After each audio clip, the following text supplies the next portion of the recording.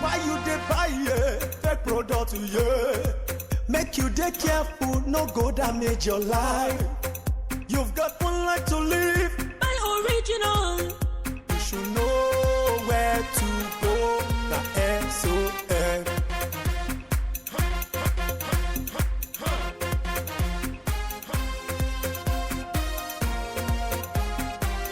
Don't touch, don't touch. It's fake. Don't touch, don't touch. It's bad. Don't touch, don't touch. It hurts. Don't touch, don't touch. It destroys. Don't touch, don't touch. It kills. You should know where to go. The SOS.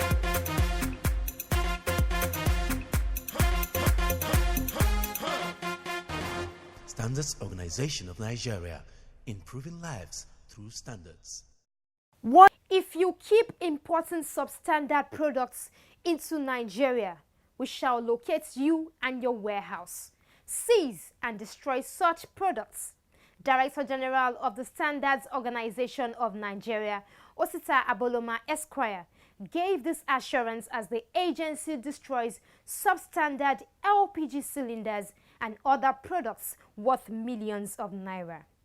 More than 10 persons currently facing trial for importing substandard products into Nigeria as the agency reviews strategy to check the influx of such products into the country.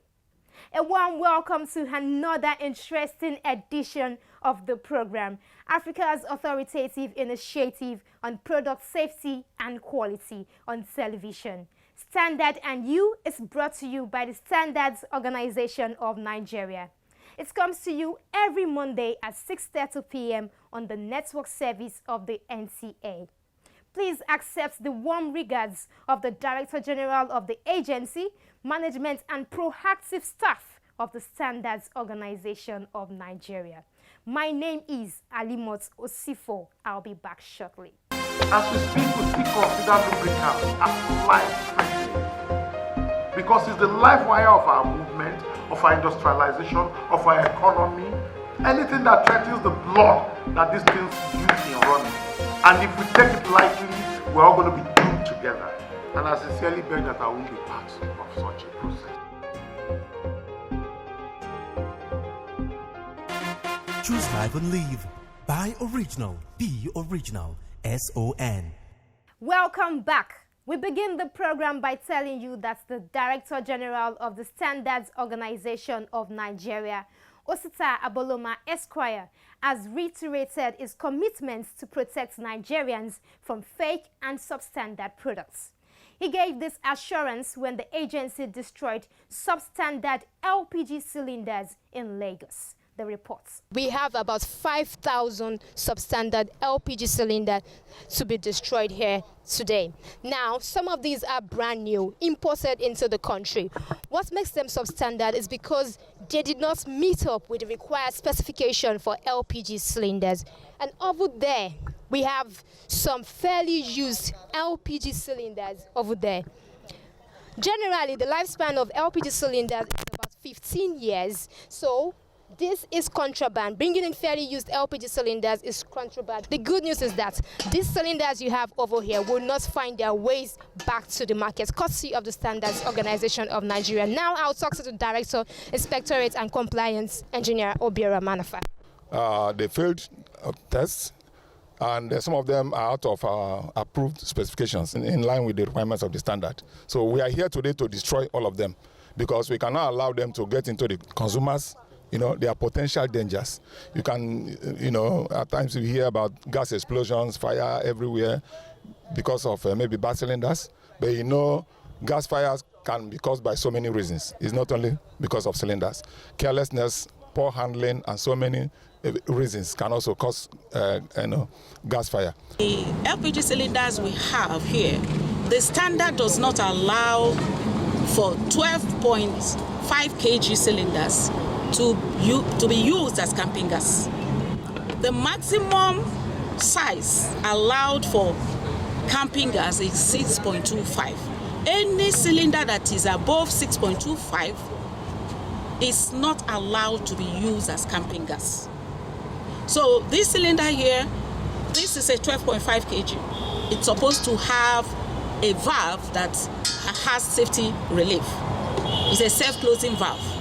The other cylinder, another thing that is not allowed is to import used cylinders. The lifespan for LPG cylinder, as specified in NIS 69, is 15 years. We don't allow used cylinders because we can, the used cylinders are picked from different points. Even if they are not, how do you ensure traceability to the manufacturing line those cylinders came from? That electric cables is the biggest seizure of the SOM this year. And now the case is in court. The importer who brought this into the country is already being remanded in prison. These ones will also not find their ways back to the markets. Now let's go back to the cylinder. We'll talk to the head of SOM's public. I'd like to tell our dealers in LPG cylinders to follow the rules. Don't just buy from an importer because he has brought in LPG cylinders. Ensure that you buy only those that you will have the confidence to sell. Because if the SON sees these cylinders with you, they are going to seize them. So why put your money in a business that is going to impoverish you at the end of the day? They will face the full wrath of the country's law. This is criminal. Now you've heard from them. We want you to know that we need information from you. We cannot do this alone. This is made possible from intelligence information from consumers. If you're a manufacturer, an importer, or a dealer, please ensure that you comply with the available standards for every product. If you're a consumer, be on alert. Look before you purchase, and if you see something unwholesome, please say something to the Standards Organization of Nigeria.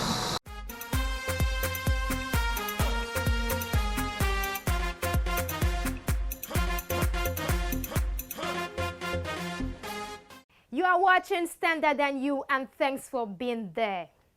Did you know that there are more than 10 persons facing trial as the court of law for importing fake and substandard products into Nigeria? Director Inspectorate and Compliance of the SON, Engineer Obiora Manafa, disclosed this when he gave an overview of the agency's enforcement and general operations in 2019. Please take a look. Apart from elaborating standards for goods and services as part of its mandates, the Standards Organization of Nigeria is also saddled with the responsibility of enforcing standards and ensure that goods produced locally and imported into the country comply with the minimum requirement of the Nigerian Industrial Standard. I'm there to checkmate all those that fail to comply with the requirements of the standard. So we normally work on referrals from the ports and borders. We don't do anything inside the ports.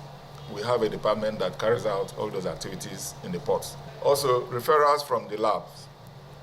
In case there are lab tests, products that failed lab tests, are referred to us. So we handle basically, those products that fail to comply with requirements of the standard. And not only the products, the personnel, the people that imported them, So we are dealing with products, we're also dealing with human beings. It's no doubt an onerous task given the size of the Nigerian market and population. Every day, thousands of domestic and industrial products are imported into the country through the various seaports and land borders from other parts of the world.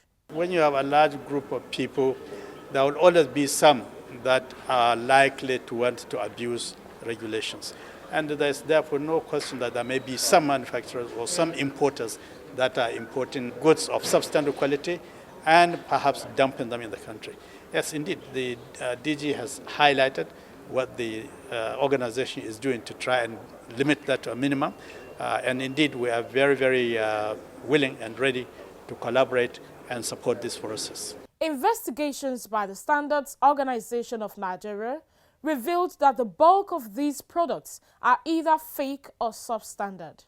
Available statistics by the agency also revealed that a large proportion of substandard products in the country are those imported into Nigeria. This is despite efforts by successive governments to stem the tide of fake goods in Nigeria. Cables, tires, these are serious products that can take life. And because of that seriousness SON has on it, a lot of them try to find a way to bring in this thing by declaring falsely. They know sun is not in the port directly, so they can declare something else in the custom platform and then bring in another thing. So most of the time, by the time we have opportunity of seeing what they have on ground and comparing it with their declaration, we discover that in about 100 cases, 70% of it are false declaration. The SON is doing its best within the limits of the resources available to it. There's a lot of consultation now between SON and the small businesses, and also aligning with the commitments of the federal government under the Ease of Doing Business program. There have been a lot of consideration for small businesses to ensure that the burden of regulation is not too much, it's not too heavy on the SMEs. In dealing with this kind of issue, intelligence is very key, because SON can only function to the limits of the capacity that it has. However, the Standards Organization of Nigeria has continued to evolve and deploy measures to tackle the menace and has made remarkable impact in that regard through the years. We now have a basis where we understand the objective and requirements of the Standards Organization of Nigeria with regards to ensuring continuous improvement of quality of products, not just being manufactured in Nigeria, but also being imported. Because it's this that ensures for us a market in which we can compete effectively. We have had for too long problems of substandard goods being imported into the country, which do a lot of harm to our economy, but specifically more to our operations in the manufacturing sector. This is evident in the volume of seizures and level of awareness on the dangers of substandard products among Nigerians, especially importers and producers of goods in the country. The strategy of intervention by SON, and it has also helped to facilitate the effectiveness of the role of SON in regulating standards and in also curbing the activities of substandard products, either produced domestically or imported. Backed by the relevant law and resolve to check the distribution and manufacture of substandard products in Nigeria, the agency intensified efforts to clean the markets and remove such products off the shelves. Unlike in the past, the new strategies yielded positive and significant results in 2019, going by the volume of seizure recorded as clearly stated by Engineer Obiora Manafa. The seizures are really much. They are really much. We made a lot of seizures. There are some products we refer to as life-endangering products. So those life-endangering products, we made a lot of seizures there. LPG cylinders is a case, you know. We seized so many containers of LPG cylinders. Electric cables, we seized many of them. The last one we seized about 13 containers of electric cables, you know, and not talk of the previous ones we seized before that one. Roofing sheets, aluminum coils, we seized a lot of them. Galvanized roofing sheets, we seized a lot of them, you know. So they are there in the warehouse. And the court processes are ongoing because you cannot destroy without the court orders. So we have obtained court orders for many of them now, about 8 of them. About 9 or 10 of them are still in court, undergoing process of court orders.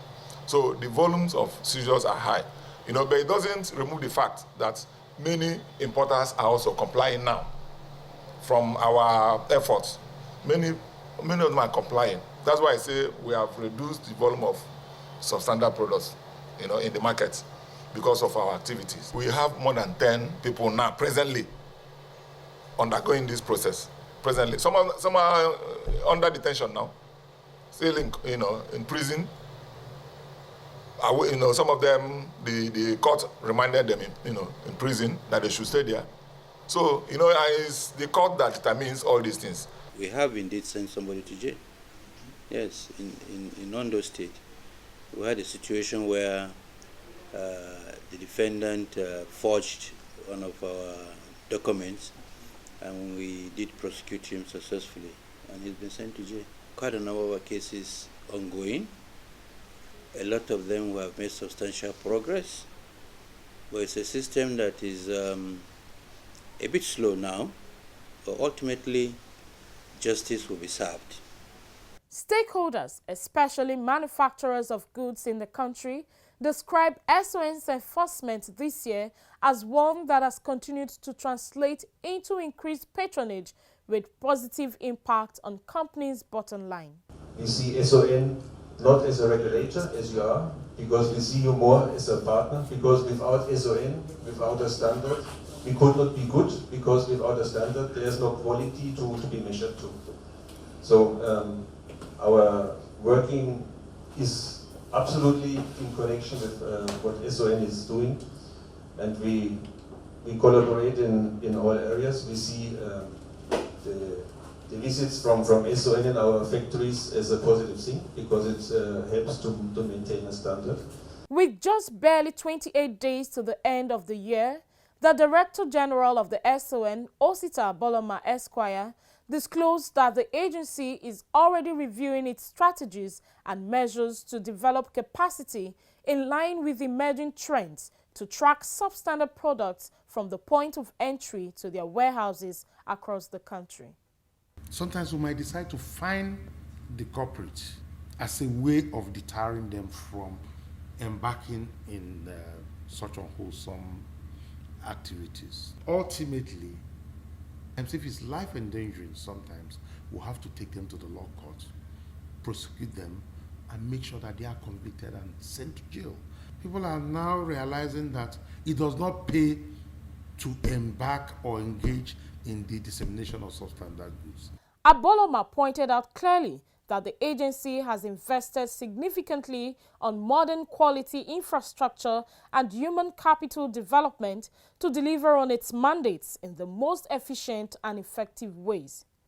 He warned those in the business of producing and importing substandard products into Nigeria to desist from the illegal and selfish act and take advantage of the various services of the SON to grow their businesses.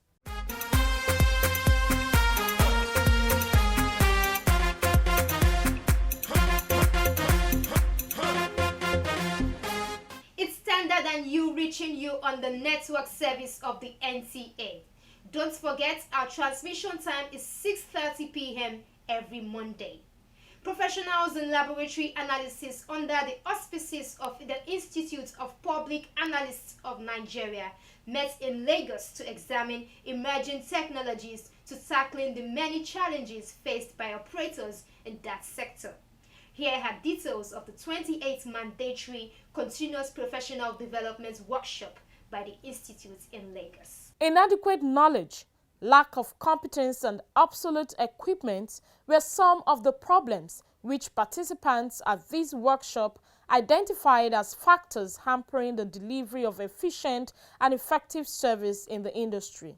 While acknowledging the importance of ensuring standard laboratories as critical to the production of quality products, stakeholders comprising operators and regulatory agencies at the forum emphasized the need for members of the Institute to rise to the challenge and provide modern technology and competence to tackle the problems of poor, inaccurate analysis. It's one of the statutory requirements of professional members of IPAN. From time to time, you need to expose them to contemporary issues in the field, new technologies, new way of doing things, and so that they are better prepared for the challenges of the work they do, so as to avoid incidences of wrong results, inappropriate procedures, and new emerging trends in the field. They are exposed to this, and then to be able to deliver reports and results that can stand the test of any scrutiny in the world. Most diagnoses are supported by laboratory investigations, and most standards are kept also by laboratory investigations.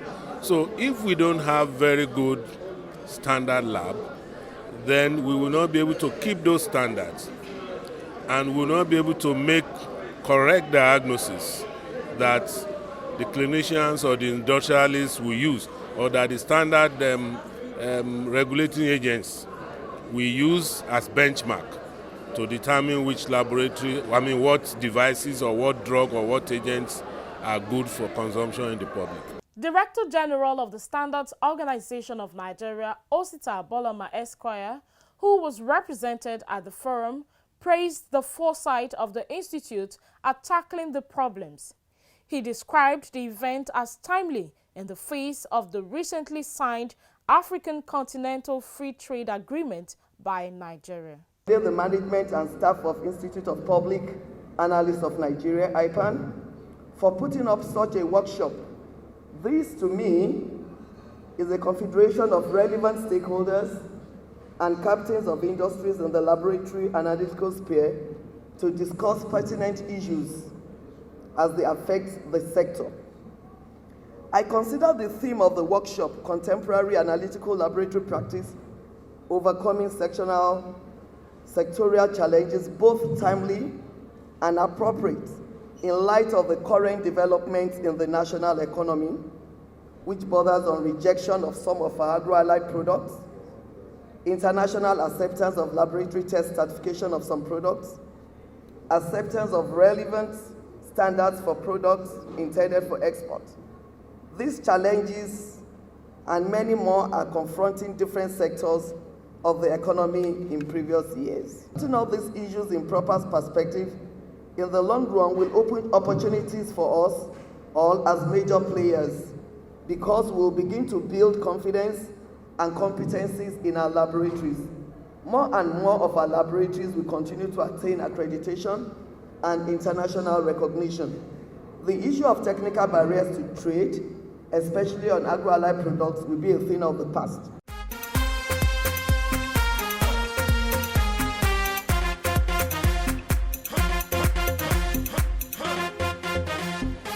Welcome to the feedback segment of the program. We go straight to Ngala's message from Borno State. It says, how do we know fake and original products? Are there signs? This question often pops up on the minds of many consumers when we talk about product quality and safety. I'm glad to tell you that I'll be sharing some signs that can help you identify an original item from a counterfeit. When we say original, we mean authentic, genuine, good quality. However, counterfeit products are fake or unauthorized replica of the real products. They are often made and sold with the deliberate purpose of tricking consumers into thinking that the fake product is in fact genuine. Counterfeiters take pains to make their products look as much like the genuine products as possible. But there would always be a difference if you pay attention to every detail. Flimsy packaging. If the item is shabbily packed, doesn't fit properly, uses substandard material, or no packaging at all, take it as a sign of counterfeiting. Grammatical and spelling mistakes. Counterfeit products can be easily identified through wrong spelling, such as an extra or missing letter, resulting from lack of education or rushed workmanship. So, read carefully. Flawed fonts and logos. If you are observant and know the original logos well, you can catch the smallest variation and detect fake logos. No contact details. If the manufacturer's physical address, phone number, or contact details are not listed on the products or package, it should be a cause for concern, as you have no means of contacting the company for grievance redressal. It's better to avoid such products. Missing accessories. Make sure that all supplementary parts that have been mentioned on the package are present in the box. Otherwise, get back to the retailer immediately. Certification marks. Ensure the products carry the appropriate certification marks from regulatory bodies such as the Standards Organization of Nigeria. These signs are endless, but in a nutshell, inspect the package, text, labels to avoid any item that seems suspicious. Say no to counterfeit products. They are fake and unsafe for use. And that concludes this week's episode of the program Standard and You. 0705-972-4455 is the number to send in your messages to with your full name and location. You can catch up with missed episodes online at youtube.com/Standard and You. Don't just view, like, share, and subscribe to our YouTube channel. As always, buy original, sell authentic, and use only the best. Bye for now.